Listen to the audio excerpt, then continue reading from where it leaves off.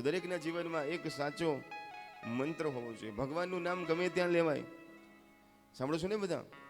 ભગવાનનું નામ ગમે ત્યાં લેવાય, સૂતા હોય, જાગતા હોય, ચાલતા હોય, ગમે ત્યારે લેવાય, પણ મંત્રનો જાપ એ ગમે ત્યાં ન કરાય, એક જગ્યા ઉપર બેસીને કરાય.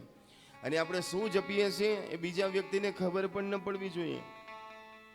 પત્ની શું જપે છે એ પતિને ના ખબર પડવી જોઈએ, અને પતિ શું જપે છે એ પતિને ન ખબર પડવી જોઈએ. એટલો મંત્ર ગુપ્ત રાખવાનો હોય. તમારા ગુરુને ખબર હોય, તમને ખબર હોય, એને એવા મંત્રની જે તમે પછી જપ શરૂ કરો, એક સુંદર સાધના શરૂ થાય છે.